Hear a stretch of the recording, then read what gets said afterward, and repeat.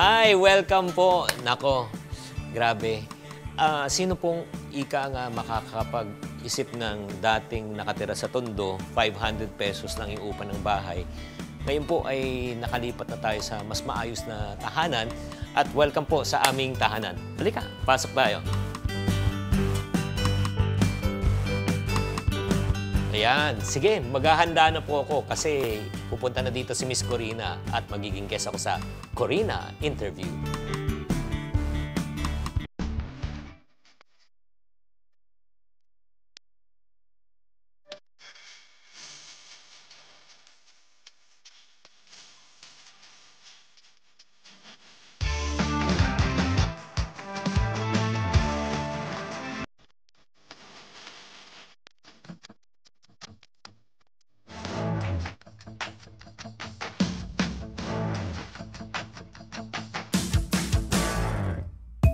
Sinasabi po natin ang savings, nako, napakarami po ng excuses ng mga taong sinasabi, nako, wala akong pera, ang hirap mag-save, kung konti na lang ang sweldo ko, paano ko pa pagkakasyahin? Most of us inside this room, we have big dreams, but we have small income.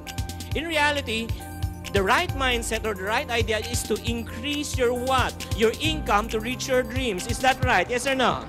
Ang pagiging matagumpay sa buhay ay hindi lang nadadaan sa madalian. Ang sikreto ay nasa tamang desisyon na ginagawa mo habang ikaw ay bata pa. Ching, positive lang. Gusto nyo rin bang umasenso at maging big time? Nako, ano bang sikreto para yumaman? Nako, bakit hindi natin tanungin sa eksperto sa pagpapayaman? Ching kita ng pambansang wealth coach is in his house. Wow, nakatuntong kami dito sa bahay mo. Nako. Pangmayaman. Nako, ano lang, umasenso lang. Umasenso. Proud ka na. Mula sa wala, meron ka ng ganitong mansyon. Well, talagang humble. Talaga ba? O kasi kung marunong ka magbalik tanaw sa kung saan ka nagsimula, wala kang dapat ipagmalaki. Diba? Isang malaking pagpapala na nagkaroon ng ganitong pagkakataon. Talaga. So tuwing gumigising ka sa umaga, nakikita mo yung mga blessings mo. Parang naiisip mo, hindi mo nakakalimutan yung iyong pinanggalingan. Oo. At saka, marami ako natutunan sa mga magagaling na tao na katulad ni Randy Santiago na sobrang sikat nun dati, di ba? Kasama ko siya. Kahit anong sikat niya, talagang naka-humble pa rin. Ayun. So maraming dumaan sa buhay mo. Oo. Kasi yung talambuhay po niya, talagang pang maalaala mo kaya. Talagang mula sa pagkakapanganak niya sa Tondo. Take note, Tondo. So ito yung bahagi ng Tondo na pinakamahirap. Tama ba? Yun yung kasama, oo. Naalala ko nung 12 years old ako Doon yung pinakamapait na bahagi ng buhay namin. Hindi yung bata ka pa. Hindi. Kasi yung bata pa, kasi wala ka pang muwang di ba? Hindi mo pa alam Pero bago ka pumunta doon sa pagiging teenager mo, banggitin lang natin na si Chinky talagang mula sa mainland China ang iyong pamilya. Yeah, yung lolo ko, tapos nag-migrate sila dito sa Pilipinas. Tapos yung tatay ko pinanganak dito. So technically, I'm third generation na or Third second. generation, okay. Hindi ba sabi nila yung mga Chinese talagang magaling sa pagnenegosyo? Sa palagay mo, doon mo nakuha? Oo naman, kasi ever since nung bata kami, parati kami sinasabihan, pinag-aral kita mabuti para magtayo ka ng magandang negosyo. At di ko makalimutan yung sinabi ng mama ko sa akin. Tanong sa akin, gusto mo bang yumaman, umasenso, umunlad? Sabi ko, opo. Ito yung sinabi sa akin, bakit mo pagyayamanin ng ibang tao kung kaya mo pagyamanin ng sarili mo? Totoo, natatandaan mo yun, sinabi talaga niya yun. Oo. So kumbaga, parang wag kang mag-e-empleyado.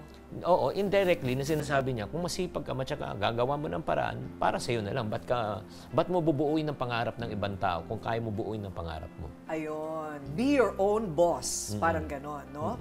Natatandaan ni Chinky na nung siya'y 5 years old, nakatira lang sa bahay na inuupahan for 500 pesos. Anong itsura ng bahay na 500 pesos ang upa kada buwan? God, grabe. Hindi ko makalimutan yun Yun talagang, yung may semento, tapos karamihan kahoy. At hindi ko makalimutan yung bintana po namin na gawa sa kahoy at kapis. Oo. Nabubuksan lang yan tuwing summer. Bakit? Pag tuwing umuulan, namamaga ang kahoy. Hindi mo mabubuksan na yan. Ah, Pagka tag-init, lumiliit ang kahoy, tsaka mo siya mabubuksan. Talaga? Oo, tapos may... Eh di mainit. Tsaka biruan naming magkakapatid. Medyo nakatabingin na kasi konti yung bahay. May biga kaming malaki doon na sa kanto na may pako na nakausli na malaki.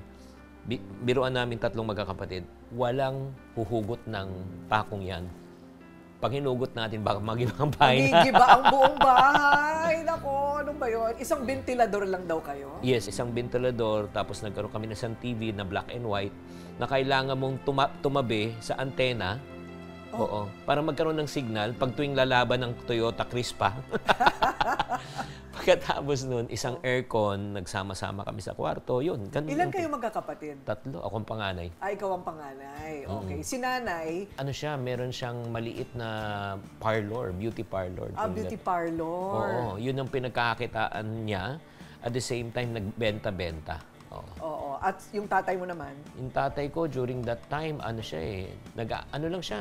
nag-aahente siya sa Divisoria. Oo. Tapos, ang nangyari, nagkaroon ng break. Nagkaroon ng sariling negosyo na telahan. Oo. Siya yung nagtitinda. Oo. Pero yun nga, lumaki. Tapos, nagkaroon siya ng break. May tumulong sa kanya. At during that time, nung bata pa kami, guminhawa ang buhay namin. Pero hindi ko naalala. Kasi bata pa ako. Oo. Tsaka maikli lang siguro yun. Oo. Okay. Tapos, nalugi, negosyo. Yun. Yung 12 years old na ako. Ang pinakamasakit nun ay yung mga taong nanloko sa kanya sa negosyo, kaibigan at kamag-anak niya.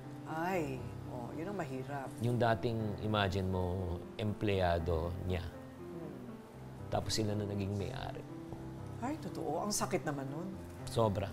Totoo ba? Miss Corina, sa loob ng 3 taon, doon ko nakita ang tatay ko na sobrang na-depress. Talaga? Anong nangyari sa kanya? Ayaw na lumabas ang bahay. Ayaw. Talagang, sa palagay ko, ako naniniwala ako, tatay ko nagdala ng depresyon dito sa Pilipinas. Totoo ba?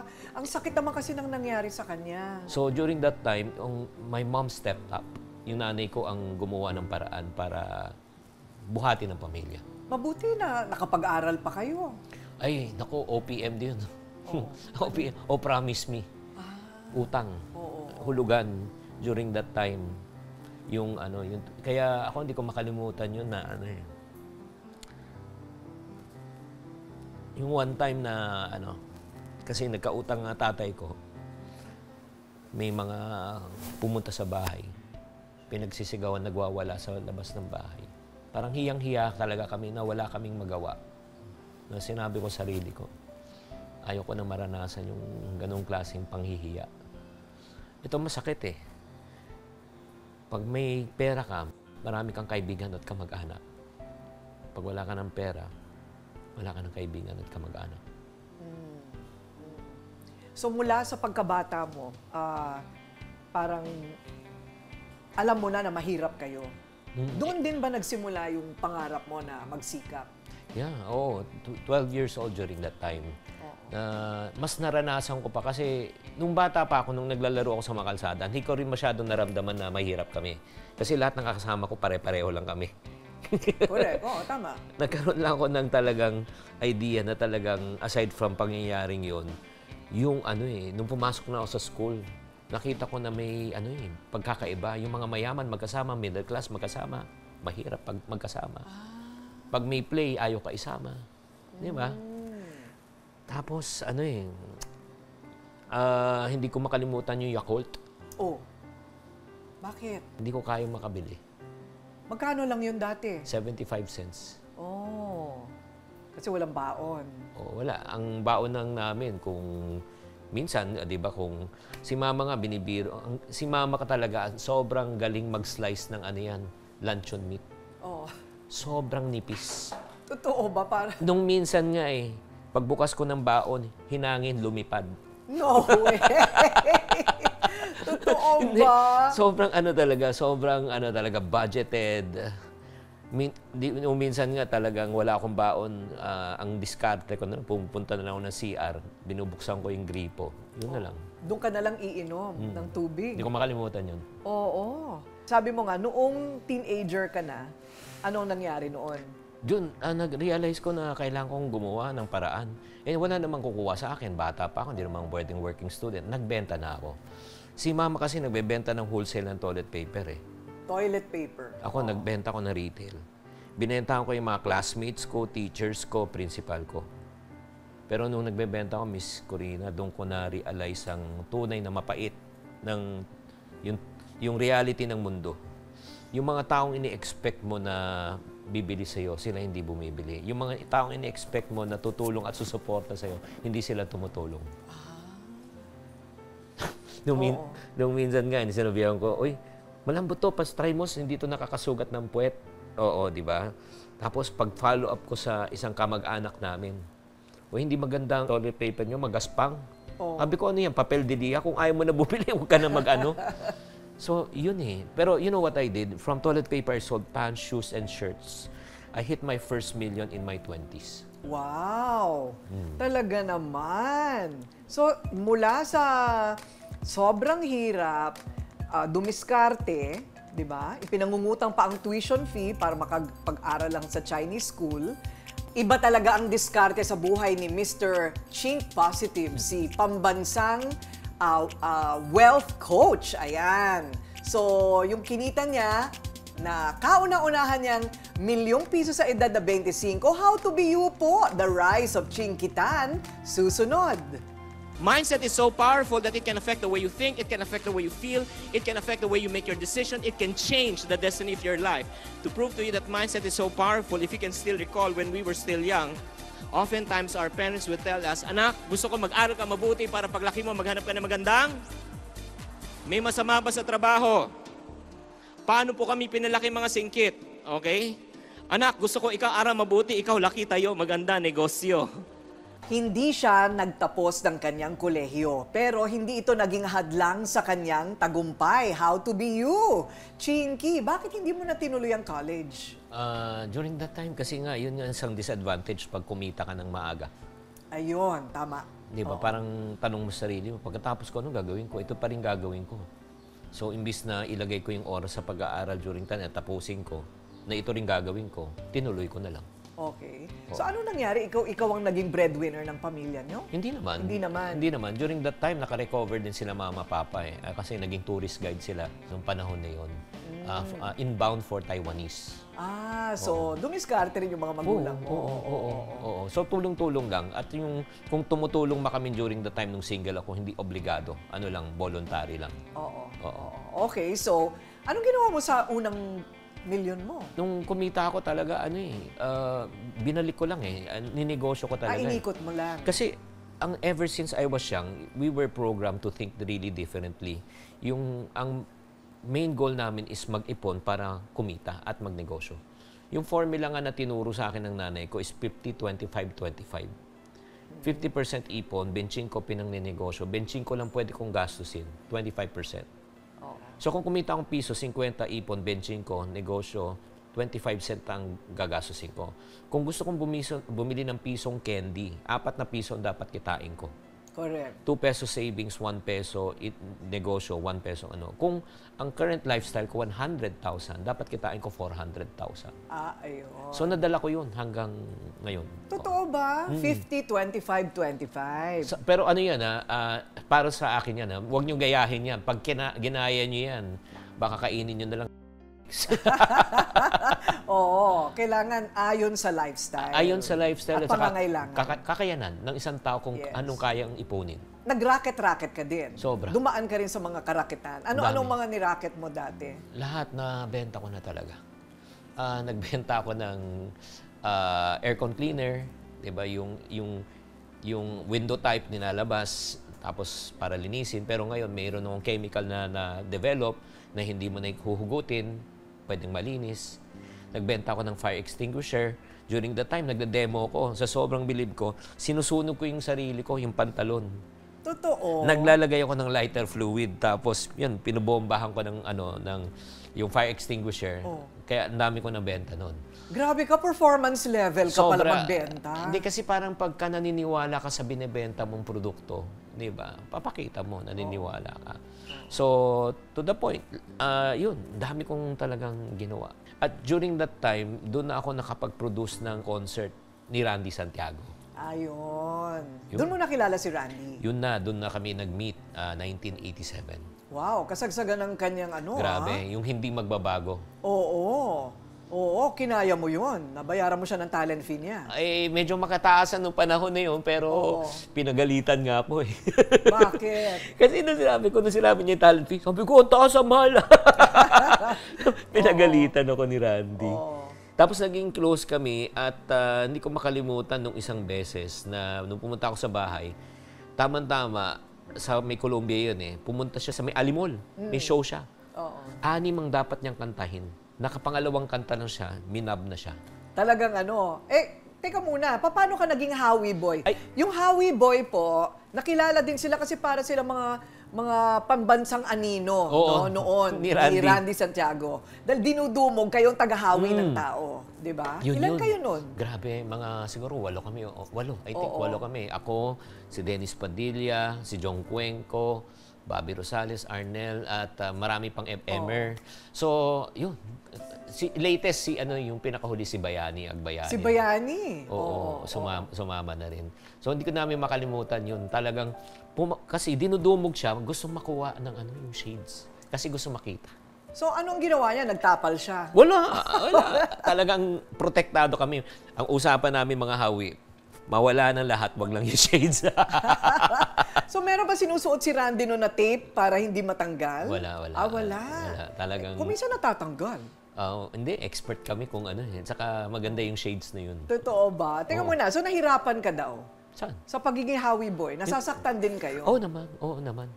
Kasi syempre, may mga iba talagang yung... Nambabato? Oo, hindi lang nambabatok. Yung talagang, tumatalon. Wow. Talagang ganun ka-wild. Oo. At sinasabi ko nga kay Kuya Randy sabi ko, nung panahon yun, Miss Kay, wala pang social media. Correct. Oo, wala pa. Sakong-sakong fan mail ang pumupunta sa bahay nila. So, nasabi ko nga, pag si Randy Santiago ay sa panahon ng social media, sabi ko, mas malaki yun. Okay. Pero enjoy ka nung mga panahon na yon. Sobra kasi nga, yun nga, nakilala ko ang isa sa pinaka mabait at saka yung tunay ng kanta niya, di ba, hindi magbabago. Oo. So, 1987 up to 2025, magkakasama pa rin kami. Pero hindi pa rin nagbabago pag-uugali niya. Talaga ba? Oo, mabait talaga si Randy. Hanggang ngayon, kuripot pa rin. Hala. Kaya nga nakakaipon eh. Okay. Galing mag-ipon nun. Totoo ba? Natuto sa'yo siguro. Oo. Teka muna, so yung pagiging Howie Boy mo, hindi naman, may negosyo ka pa rin on the side. Oo, during the time na tuloy-tuloy pa rin pagbebenta ko. Kasi volunteer lang kami. Oo. Walang sweldo yun. Walang sweldo? Wala. Ganun kakuripot si Randy. Buwis buhay? Walang sweldo? Pero hindi naman. Tignan mo naman. Nang dahil kay Randy, siya unang nagbigay sa akin ng pangalan na Chinky. Hindi naman yan ang tunay kong pangalan. Ano tunay mong pangalan? Secret. Secret talaga. Nako, Okay. pag pinanganak ka nung panahon ni Marcos, anong pangalan mo? Ferdinand? Yes. Ay! Oo. Totoo ba? Oo naman. Tapos pangalawa, siya rin ang nagbukas ng pintuan sa akin para makapasok sa TV at pinalakang tabing, 87 to 94. Correct. So sabay na yan sa Yes. sa pagiging Howie Boy mo, lumalabas-labas ka sa pelikula. Yes. Pero, boss, nakakasiguro ba kayo na may jacuzzi sa loob? Naku, baka maperwisyo pa tayo. Gusto ko mag-relax ng katawan mamaya eh. Ako naman, sino kaya naglagay ng mga thumbtacks doon sa pintuang yun? So naging artista ka talaga? Yeah, I did around 30 movies. 30 movies? Hindi naman major role. May mga iba bit role, may mga major role. Oo. Yeah. Talaga. So enjoy ka. Pero, ano yung pero doon? Pero na-realize ko, you're only good as your last call slip. Correct. Pag wala ka ng trabaho, wala kang project, wala kang kita. Yes. So, hindi sinasabi ko hindi maganda itong career. Pwedeng magandang hobby. During the time, single pa ako, kaya okay lang. Pero siyempre, in the future, hindi na ito pwedeng tatagal. Kaya nga, bumalik ako sa full-time business noong 1994. Okay. Anong negosyo yon? Yun, nagbenta na ako ng una, food supplement. Nagbenta ako. Kami yung nagpalaki ng brand ng Squalene dito sa Pilipinas. Okay. Yung pagkatapos ng Squalene, nagbenta kami ng weight loss product. Marami. During time, tuloy-tuloy pa rin yung Direct selling yan? Direct selling. Tapos, nagbenta din ako ng real estate. Nakabenta ako ng 35 units in 60 days. What? Yes. Talaga? Anong secret mo sa pagbebenta? Kasi yun nga yung na-realize ko Miss Kay, at saka mga nakikinig dito. Yung produkto, serbisyo nagbabago, pero yung proseso hindi nagbabago. Okay. 'Di ba in sales, yung prospecting muna, 'di ba? To qualify yung kung tama yung client, then set an appointment, presentation, i-close mo, fa-follow up mo, bibuild ka na relationship. Uulit lang yung proseso. Kung pagkain man siya, real estate man siya, insurance man siya, lahat, pare-pareho lang yung proseso. Parang sa production. Oo. 'Di ba? Iba-iba lang drama, pag alam mo yung basic ng production, iba-iba lang yung attract at saka approach. Okay. Pero hindi naman lahat nagiging milyonaryo tulad mo. Ano yung something mo doon sa pagbebenta? Siyempre, aside from my cuteness na wala silang magagawa. Hindi, yung una, ang unang puhunan talaga is sipag, siyempre. Kahit na magaling ka, pero kung tatamad-tamad ka, tatalunin ka ng mga taong masisipag. Pangalawa, tiyaga. Siyempre, may mga ibang tao kasi na pag nahirapan lang, ayaw na. Oo. Kailangan talaga pagtiyagaan mo eh. Madadaanan mo yan eh. Pangatlo, ito yung pinakamahalaga, karunungan. Kahit masipag matyaga ka, pero pag wala kang alam, parating mali ang lumalabas eh. Okay. Paano mo malaman na tama ang ginagawa mo? Sa resulta. Kung hindi maganda resulta, baka may mali kang ginagawa. At pang-apat, diskarte. Kahit na masipag matyaga ka, pero pag kulang ka sa diskarte, di ba? Like for example, may mangyayari at may mangyayari, pero kailangan matuto tayo mag-adjust, mag-adapt.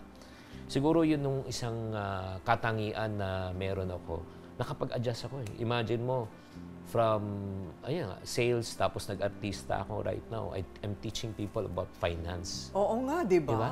Oo. Daig mo pa yung mga finance college graduates, hindi ba? Kasi simple lang ang kanyang formula sa pagpapayaman, di ba? Pero habang nagpapayaman, syempre hindi nakakalimutan ang pag-ibig. Oy. Nahanap din niya, naka-jackpot din siya. Oo. Hindi sa loto, kung hindi sa ngalan ng pag-ibig. Ang love story naman ni Mr. Ching Positive, pambansang wealth coach, at ng kanyang wifey. Matindi ang kanilang pinagdaanan na pagsubok sa buhay, pero laban lang. No matter what happens in your life, no matter how many times you fail in your life, no matter what kind of upsets you have experienced in your life, never ever give up. Kahit na umaasenso sa buhay at nabibiyayaan ng abundance kung tawagin sa kanyang mga paghihirap, meron pa rin pinagdadaan ng mga hugot ang mga tulad ni Chinkitan. Ayan. Mapunta muna tayo sa kanyang love life. Doon muna tayo sa masaya bago sa pagsubok. Okay? Teacher na, singer pa ang kanyang pangasawa. Yes. Sino siya? Na love at first sound ako. Hindi first sight no? Oo. So napatanong ako, sino siya? Gano'n. So during that time, naging interesado ako pero hindi ko masyadong pinansin. Pero ito yung nangyari. Nagkakilala kami, one time chance meeting lang. Pagkatapos noon, pumunta ako ng Hong Kong. May business ako doon during that time.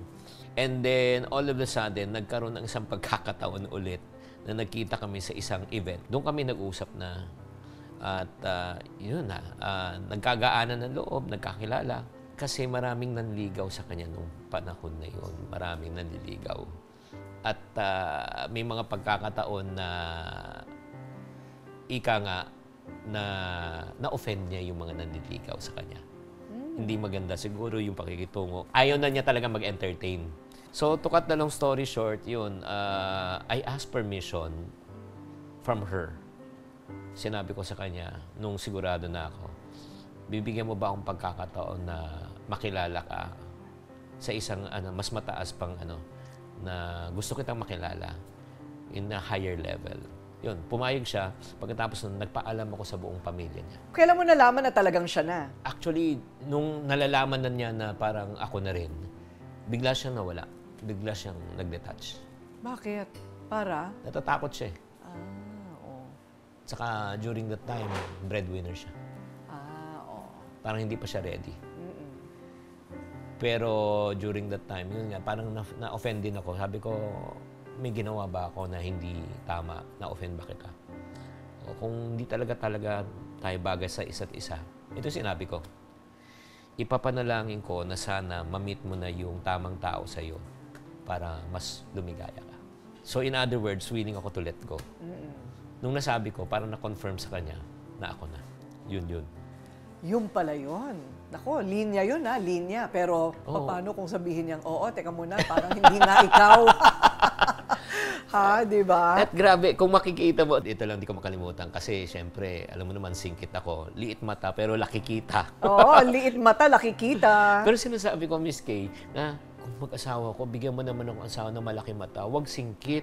Kasi kung ako singkit, asawa ko singkit, baka lumabas ang anak namin, mata sinulid. Nakapikit na lang. Oo. And truly enough, God is so good. Bukang-buka yung mata ni Missy. Sobra, sobra. Talaga ba? At yung kanilang mga anak, singkit o hindi? Si Kyla, Jethro, and Destiny. Eh, yung dalawa, hindi. Yung isa lang. Yung panganay ang medyo kahawig ko. Malaki din ang kita nun.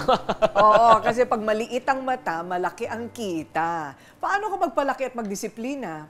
Nung pinapalaki kami ng mga magulang namin, hindi namin pwedeng sisihin ng mga magulang namin kung yung pamamaraan ay iba.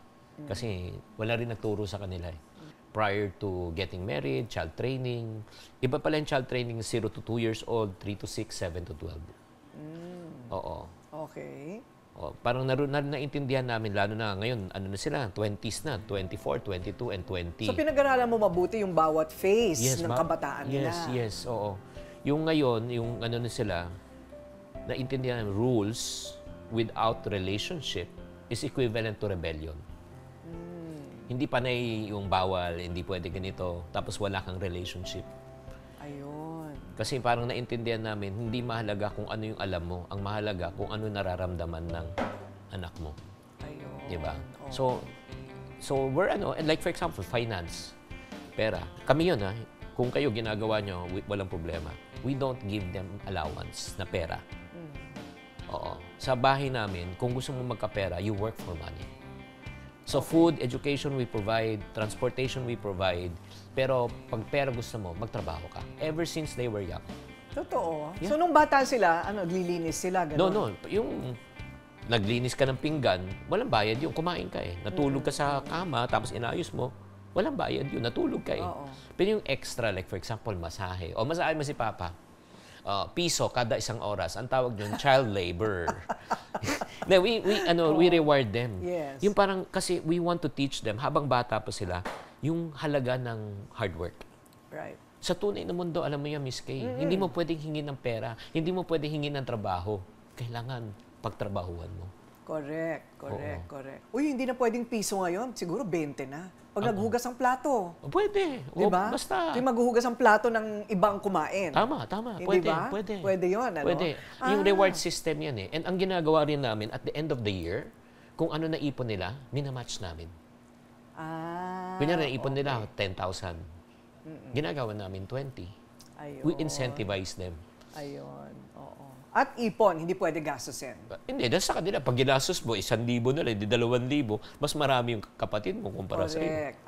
May free will sila. Ayun. At maganda naman yung kinalabasan. Ngayon na mga halos adults na sila, dala-dala nila yung magandang ehemplo na yon. Yes, At yes. training, no? Oo. Kasi hindi ko na sila pwedeng ibalik sa nung panahon ng tondo nung mahirap kami. Oo.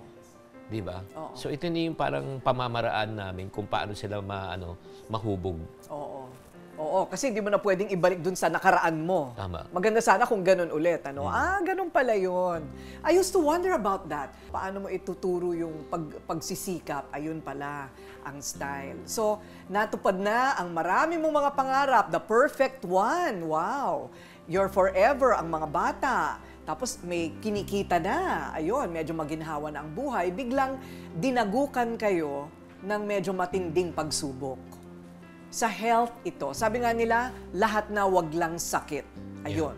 Ano ang nangyari? Nung 2005 yun, nung pinanganak ng misis ko, ang bunso naming anak, after 3 days, nagkaroon siya ng super head migraine.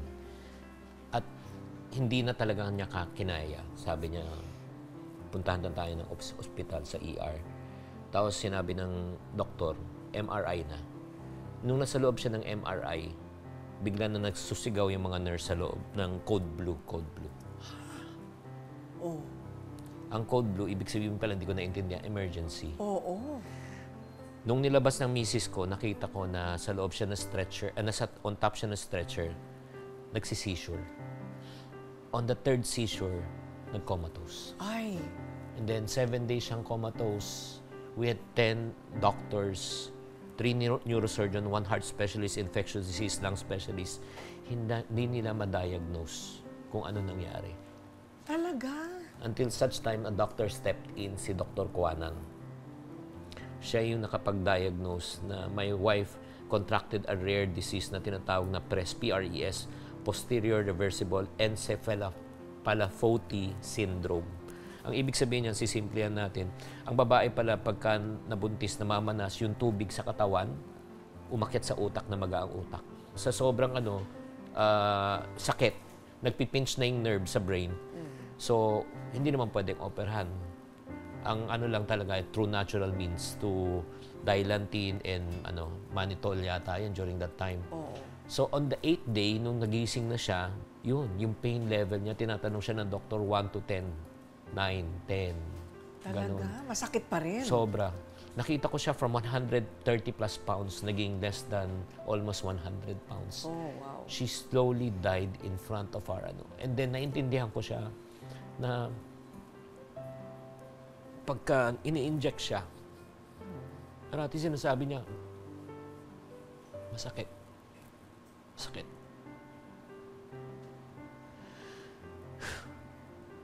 On day 19, that's where I thought that she's going to die. That was the hardest prayer that I prayed in my life. Day 20, from pain level number 9, it went down to 3. Day 21, we were discharged out of the hospital. Wow. Hindi nga malaman ng doktor kung paano nangyari yun eh. So, At itong kondisyon na ito, sabi mo, isa lang sa buong Pilipinas ang mayroon. pangwalo sa buong mundo. Pangwalo sa buong mundo. Wow. And then, yun nga, upon receiving naman, buti na, masaya ako, pero upon receiving the billing of the hospital, my wallet was rushed to the ICU. It's my turn. 3 milyong piso ang kanyang naging hospital bill.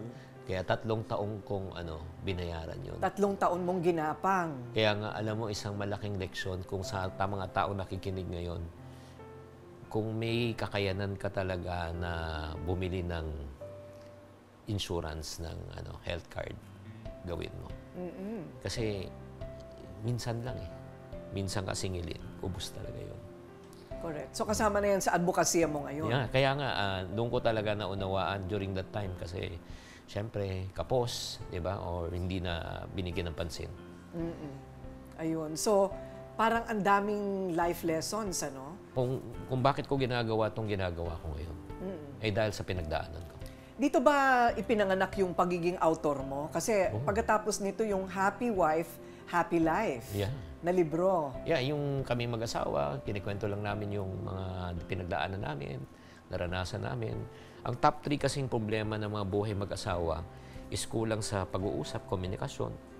Pangalawa, kulang sa pera. Di ba? Always. At pangatlo, yung kulang sa intimacy. Yes. Oo, yung parang sweetness, nawawala. Kaya nga, alam nyo, for 26 years, once a week, I date my wife. Hindi nawala yun. Talaga? Oo. Kasi parang di ba, kung bakit nagkakaroon ng spark, excitement, romansa, dahil nga niligawan mo eh. Pero nung mag-asawa na kayo, parang you take each other for granted na. Instead na kayo, lovers, nagiging roommate na lang kayo. Nag-uusap na lang sino magbabayad, sino may... Parang transactional na. Oo. So, pero we maintain that na talagang we kept the fire. Yung panahon nung nililigaw ako sa kanya, nung 1998, hanggang ngayon, yun pa rin yung feeling and excitement ko. Ah, wow. Galing, ah. Eh, yung pinagdaanan nyo rin naman. Actually, very romantic. Hindi ba yun nangyari din sa inyo? Lalo na yung kinalabasan. Pero, eto na ha, ang inaabangan ninyo. Lahat ba ng tao pwedeng yumaman, magtagumpay at magkaroon ng peace of mind? Naku, mahirap yung kombinasyon na yan, ha? Ilan lang po yan sa mga tanong mismo ninyo, ang tanong ng bayan kay Chin Kitan. Yan ang susunod. There are a lot of people who wants to become successful. Unfortunately, they don't know their vision, they don't know their direction, they are not looking forward. So first things first, you got to learn how to look forward. Lahat ba ng tao pwedeng yumaman kahit na galing talaga sa pinakalaylayan talaga ng lipunan? So, bago sagutin at paano, di ba? Bago sagutin yan ni Sir Chinky, eto muna, alamin muna natin kung ano ba yung mga karaniwang mga tanong ng ordinaryong taong bayan. Eto na, handa ka na ba? Ay, handang-handa Handa na ba kayo? Eto na po. Ay, maling programa pala. Corina interviews pala tayo. Ayon, pakinggan natin ang taong bayan. Sir Chinky, 10 ang anak ko. Ito lang pagtitinda ng banana Q ang hanap buhay ko. Paano ko mababudget ang kita ko? Oh, di ba? Alam mo, sa Banana Q, ang alam ko dyan, doon sa isa kong programa, marami kaming guest sa mga nagbebenta na pwede ka mag ₱500 isang araw dyan. Pwede. Di ba? Depende Oh. sa ano. Oh, sabi mo ng ₱500 ang kinikita ng Banana Q niya sa isang araw. Labas na doon yung yung puhunan. Ang pwede natin gamitin doon yung tinatawag kong bawas dagdag method. Okay. Dito tungkol Hindi sa- dagdag bawas. Hindi. Sa eleksyon yun. Ito bawas dagdag. Yeah. Okay, ano yan? Una, bawasan natin yung mga unnecessary gastos. Na sinasabi natin, wala naman kami ginagastos na maliliit. Di ba? Pero hindi nasya-shock yung mga ibang tao pag sinabi ko na, like for example, baka yung asawa niya nag-yosi. Kunyari, kung makadalawang stick lang sa isang araw, magkano yun? 20. Times 30 days, 600 a month. Times 12 months, 7,200 a year.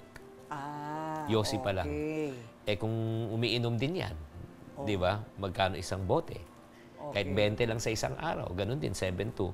Yung kape yung yosi pa lang, at saka yung yosi at saka pangiinom, 14,000 na a year yun. 14,000 a year. Eh, di matrikula na nga yun. Hindi lang yan. Yan ay sweldo ng isang common na isang minimum wage earner sa isang buwan. So una, bawasan muna natin yung mga unnecessary gastos. Pangalawa, ang solusyon talaga, ang pagbabawas ay may limit eh. Hindi mo rin pwede sabihin, hindi na tayo makakain eh. Ang pangalawa, dagdagan. Dagdagan talagang income. Dagdagan ng kaalaman, karunungan.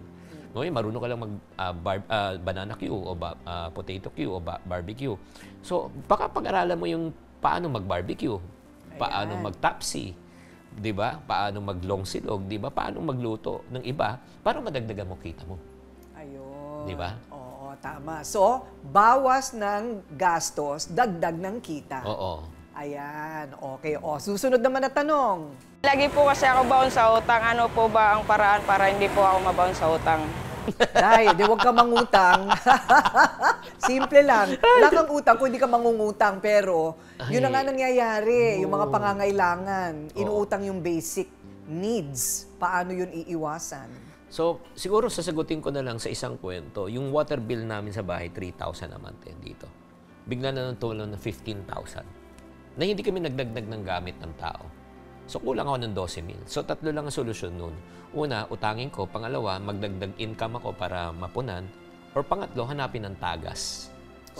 Sa palagay mo, ano yung pinakamagandang solusyon? Edi yung hanapin mo yung tagas. Yes, nung nakita namin tagas, baling tubo. Nung inayos namin, bumalik ng 3,000. Ayun. So, ganun din. Kayo na rin nagsabi, di ba? Ikaw na rin nagsabi, ang solusyon di utang. Ang solusyon, hindi dagdag kita. Ang solusyon muna, tanungin mo muna sarili mo, bakit ka nagkautang at the first place? Ayun. Dahil ba kulang ang kita mo? Kulang ka ba sa disiplina?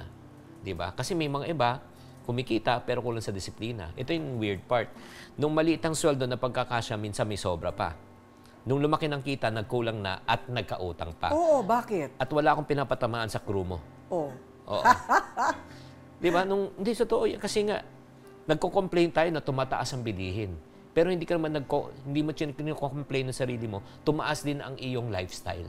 Ayan. Yung dati mong hindi mo binibili mo. Dati mo hindi mo kinakain mo. Dati mo hindi mo pinupuntahan mo. So okay lang mag-lifestyle, pero unahin muna natin ang pag-iipon. Kaya para sa mga taong nagkakautang, ang unang kailangang ipunin, emergency fund.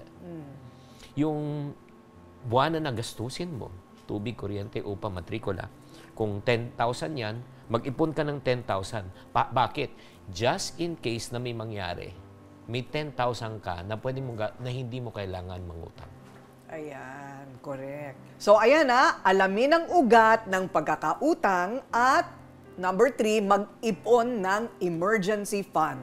Next question, please. Chichingke, palagi yung naubos yung ipon ko. Paano kaya mag-ipon ng tama? E di wag mong gastusin. Para ako nasisisi parate. Parang ikaw yung may kasalanan, ano? Hindi, ang importante talaga, kasi nga, nauubos ang ipon natin. Minsan kasi, nag-iipon ka na wala kang layunin at goal. Bago ka mag-ipon, kailangan meron ka na talagang pakay. Halimbawa, nag-iipon ako para sa edukasyon ng anak ko. Pang-educational fund lang yan. Hindi mo pwedeng, kasi pag nakaipon ka na, minsan nagagamit natin, or generic yung ipon mo. May ipon na ako, o bigla na lang, uy, kain tayo, ay may ipon ako. Uy, biyahe tayo, may ipon ako. Ayun. Kasi generic. Oo. Pero pag sinabi mo, ay, pang-edukasyon lang siya. Hindi mo siya pwedeng gamitin pang gala mo or pang ibang purpose kasi pang educate. Dapat mayroon kang specific O goal. kaya, ito puhunan para makasimula ako ng negosyo. Yes. Ayan. Pangalawa, kailangan talaga disiplina. Kasi kahit na maganda yung, alam naman natin pero kung kulang talaga tayo sa disiplina, magkakaroon tayo ng problema. Pangatlo, mag-isip tayo ng pangmatagalan, hindi yung YOLO. Oo. Oo. You only live once. Hindi yung deserve ko to. Correct. Kailangan pumili ka. Gusto mo ba ngayon na mag-enjoy ka na ngayon, pero you suffer later? Or you ipon now and you enjoy later? Pipili ka. Okay. Pwede ka naman mag-enjoy pag nakaipon ka na. Tama. Itatabi mo na, di ba? Exactly. Una yung emergency fund. Ang pagiging matagumpay sa buhay ay hindi lang nadadaan sa madalian. Ang sikreto ay nasa tamang desisyon na ginagawa mo. So, 10 million followers sa social media pag pinagsama-sama mo lahat ng mga nakikinig sa kanya. So ano ito? Kumuha ka na ba ng kurso? O talagang lahat ito from hard knocks, yung mga natutunan mo sa buhay? Actually, ginawa ko, sinubukan ko na munang ako muna. Pero hindi siya ganun kalaki. At nung nag-enroll ako sa isang course, may nag-reach out sa akin from YouTube. Oo. Na tinuruan ako. 12 weeks na training talaga, intensive training. Once a week, 1 hour. Doon ko naintindihan at doon ako nagkaroon ng talagang breakthrough. Oo. Dito sa paggamit ng social media. Yes. Ayun, Oo. okay. Pero yung kurso ng finance, hindi mo na kinailangan? Ay, oo, hindi na. Kasi Hindi na. yung mga sinishare ko naman talaga, yung very basic. Oo. Hindi to yung pang mga matatalino. Kasi hinahanapan ako ng matatalino yung mga chart and everything. Sabi ko, hindi ko kaya yon. Oo, ang tinutulungan ko yung mga nag-uumpisa. Nung wala pang ipon, at the same time, lubog sa utang. Marami yan. Gusto matuto magnegosyo, yun. Oo. So, yung mga basic, yung tinuturuan ko. So, nagsunod-sunod na ang kanyang mga libro. Ano yung mga sumunod? Ayan yung unang akda ko, itong Till Death Do Us Part. Kung paano makalabas sa utang. Ayun. Oo. Okay. Certified bestseller. Okay, pag in one line, paano? Till death do us part. Marami bang steps? 6 steps. 6 steps. Okay. Oo. Ayan. Saan nabibili ito? Ay, siyempre sa mga bookstores at sa mga online stores. Okay. Available na. Oo. Basta Chinkitan ang author. Okay. Marami pa akong pero ang pinakang bestseller talaga, itong Diary of a Pulubi. Ayun. Okay. Diary of a Pulube. Oo, ito ay bumenta na ng almost 2 million copies. Wow. Tapos ito, basahin mo yung mga nakasulat dyan. Ayan. Chapter 1, shopping. Shopping now. Shopping now, pulubi later. Parang parang title ng pelikula. Okay. Magarbong kasal now, pulubi later. Ayan, puro mga pulubi. Yabang now, pulubi later. Upgrade now, pulubi later. Ayan, ayaw magbaon, party, sobrang matulungin. Parang ako yata ito. Oo. Ay, kailangan mabasa ko ang chapter 7. Napupunta lang sa ibang tao. Okay. Wala pa naman ako sa pulubi level. Malapit-lapit na. Okay. Asyong aksaya, travel, kape-kape. Pwede ka rin bang mamulubi sa sobrang pagkakape? Siyempre naman, magkanong ginagastos mo sa kape kada araw? Kung wala namang masama. Ang tanong, afford mo ba? Correct. Ba't ka bibili ng branded? Baka kaya mo lang 3-in-1. Tama. Malayo ang presyo ng branded sa 3-in-1. Oo. Pwede namang punta ka ng Starbucks pagkatapos, ipainit mo na lang ng ipainit. At microwave para buong maghapon ka na doon. Feeling mayaman ka na doon, di ba? Oo. Maghapon. Okay. Sa kape-kape lang, pwede kang mamulubi. Totoo. Pasalubong now, pulubi later. Bonggang date. Ayan. Tapos pagka sinagot ka na, wala ka ng panggasto sa girlfriend mo.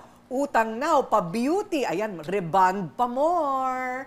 Ayan, tapos credit card now, pagpapautang, gadget, celebrate, walang bank account, kain sa labas, takaw tingin, tambay. Ayan. Yan. Kaya naman pala bestseller. Yes. Talagang kumakagat Nakaka-relate. sa kulturang Pilipino. Yes, Right? yes, Ito. yes, yes. Okay, akin na ito.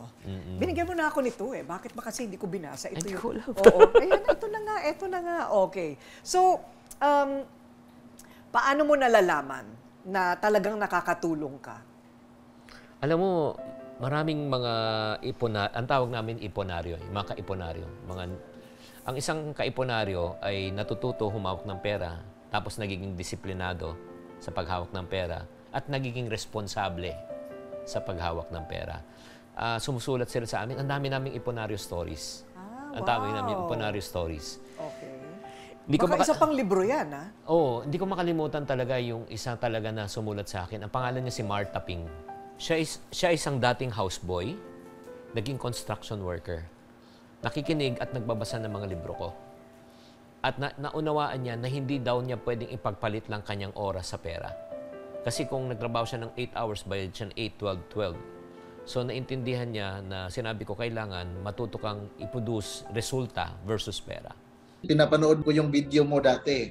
Na-open yung mindset ko.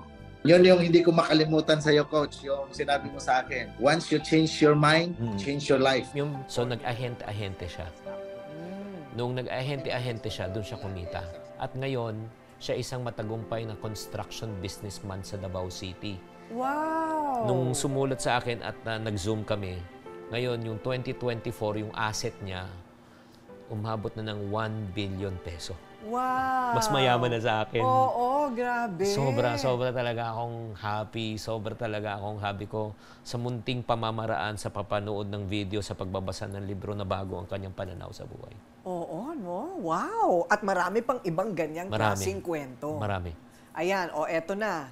Eto na ang inyong hahanapin. Sa kwentong buhay pa lang, mismo ng autor na si Chinky Tan, alam natin, walang imposible kung kayo lang po ay marunong humawak at magpalago ng inyong pera. Wow, thank you, Chinks! For sharing your story. Dahil syempre, kailangan malaman nila bago ka naging ganito, galing ka din sa wala. Congrats Salamat. and cheers! Salamat, Cheers tayo salamat, sa Miss Kay. kayamanan! Mabuhay kayo. Mabuhay!